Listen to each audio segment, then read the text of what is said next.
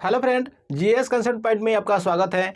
अब हम लोग भारत के भूगोल का अध्ययन करेंगे। भारत का भूगोल का जब अध्ययन करेंगे तो इसका अध्ययन हम विस्तार पूर्वक करेंगे। यह भारत का भूगोल हर व्यक्ति को जानना चाहिए ही, क्योंकि हम जिस देश में रहते हैं उस दृष्टि से इसकी भौगोलिक स्थिति और सब चीज़ों को जानना हर व्यक्ति के लिए आवश्यक होता है। दूसरी बात, यह एग्जाम की दृष्टि से बहुत ही महत्वपूर्ण है, क्योंकि आप किसी भी एग्जाम में देखेंगे तो भारत के भूगोल से जो क्वेश्चन पूछे जाते हैं, ओवरऑल जो भूगोल से क्वेश्चन होते हैं, उसमें भारत के भूगोल के क्वेश्चन की मात्रा अधिक होती है विश्व के भूगोल की अपेक्षा।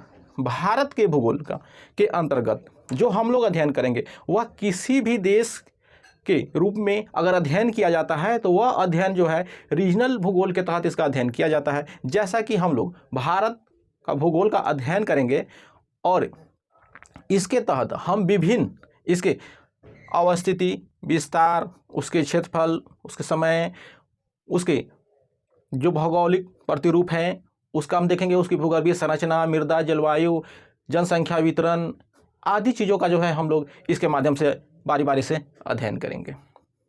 ठीक है, यह जो है भारत का भूगोल एग्जाम की दृष्टि से तो महत्वपूर्ण है ही, साथ ही अभी तक जो है अब भारत के बारे में आप जानते हैं कि यह जो भारत, आप एक बार भारत के जो मैप है इसे बोर्ड पर, एक आउटलाइन मैप है, इसे देखने का प्रयास करें। फिर इसके बाद जो है हम आगे 1 बाय 1 करके इसके जो भी महत्वपूर्ण तथ्य हैं उसको हम लोग टॉपिक वाइज एग्जाम के दृष्टि से तो पढ़ेंगे। हम कुछ जो भारत की, जो हमारा प्यारा भारत है, इसकी कुछ विशिष्टताएं हैं उसके बारे में जानें, ताकि इसके बाद जब जो भी आगे टॉपिक होते जाएंगे इन सारी चीज़ों की स्पष्टता आप में होती जाएंगी।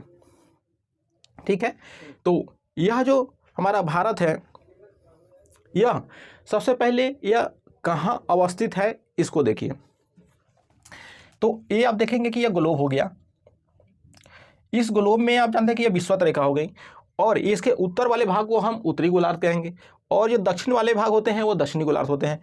अगर इसके हम पार्ट और करें तो यह वाला भाग जो है पूरा भाग हो गया, यह पश्चिम भाग हो गया, और ये भारत जो है यहाँ अवस्थित है। अभी हम इसकी विस्तार से यहाँ देखेंगे। यह आपको एक जो है कुछ विशेषताएं हैं, इसको बताने के लिए जो है ऐसा हम कर रहे हैं। देखिए, तो ये देखेंगे तो इससे आपको स्पष्टता मिल जाएगी कि जो भारत की अवस्थिति है वह कहाँ है। सबसे पहले तो उत्तरी गोलार्ध में हो गया, और उत्तरी गोलार्ध में भी किधर, पूर्व दिशा में, अर्थात उत्तरी गोलार्ध के पूर्वी भाग में भारत की अवस्थिति है। अब इसका विस्तार से हम आगे देखेंगे। फिलहाल इतना, भारत जो है हिंद महासागर के शीर्ष पर अवस्थित है और विश्व का एकमात्र ऐसा देश है जो जिसका नामकरण जो है किसी महासागर के नाम पर हुआ है। एक चीज हो गया। दूसरी बात क्या कि भारत जो है यह प्राचीन गोंडवाना लैंड का भाग है। अभी जो हम स्थल रूप या जितने महाद्वीप देखते हैं ये सब पहले एक स्थल रूप के साथ जो है एक जगह संगठित थे, लेकिन समय काल के अनुसार उनमें विखंडन हुआ, और वह जो है उनका जो है विखंडन हुआ, जो वर्तमान प्रतिरूप में महाद्वीप के रूप में विद्यमान है।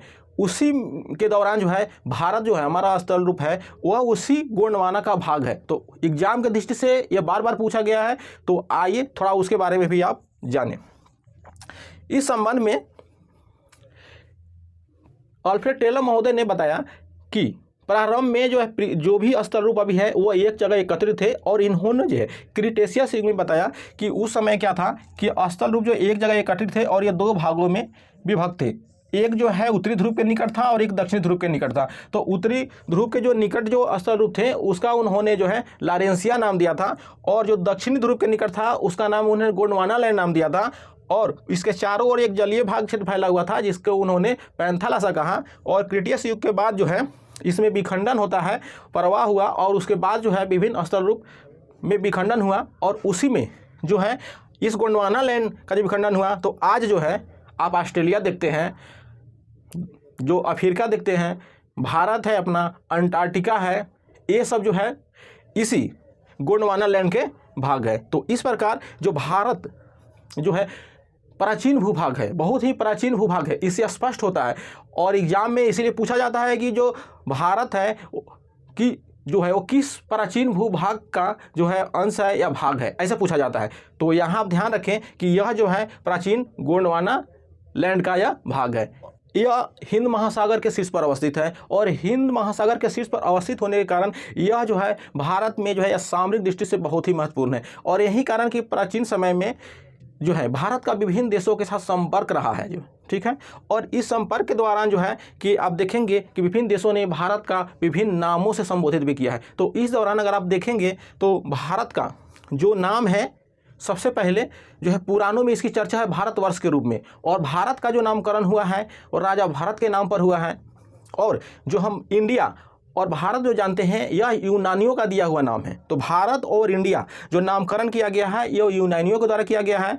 और ईरानियों में जो पारसी लोग थे वो क्या हुआ था कि भारत को हिंदुस्तान कहें, तब से जो है भारत को हिंदुस्तान कहा जाता है। एग्जाम में पूछा भी गया है कि सबसे पहले किसने भारत को हिंदुस्तान कहा, तो आप इसे ध्यान में रखेंगे कि उनका कारण यह क्या था कि वो लोग जो है सिंधु नदी को वह स्व को वहाँ उच्चारण ह होता था। सिंधु नदी के किनारे वाले जो क्षेत्र थे जो वासी थे उसे सिंधुवासी न कहकर हिंदूवासी क्षेत्र कहते थे, और उस पूरे क्षेत्र को जो है उन्होंने हिंदुस्तान कहा, जिसके कारण जो है इसका नाम हिंदुस्तान पड़ा। जो है बौद्ध काल में जो है इस भारत को हम लोग जम्बूद्वीप कहते थे। और भारत की जो विशिष्टताएँ हैं उसमें आप पाएंगे कि भारत विश्व का एक ऐसा देश है कि जिसमें भौगोलिक रूप से सारी जो स्थला रूप होते हैं सभी विद्यमान हैं। जैसे भारत में पहाड़ भी हैं, पठार भी हैं, मैदान भी हैं, द्वीप भी है, यहाँ जलवायु विविधता भी है, वनस्पति विविधता भी है आदि हैं। इन सब चीज़ें जो है भारत में विद्यमान हैं, इसलिए भारत को विश्व में एक विशिष्ट देश के रूप में जाना जाता है, ठीक है। अब ये हम लोग भारत की कुछ विशिष्ट जानकारियों के बारे में जाना। अब हम आते हैं इन सब विशेषताओं को हम और स्पष्टता के साथ जो है समझेंगे भी।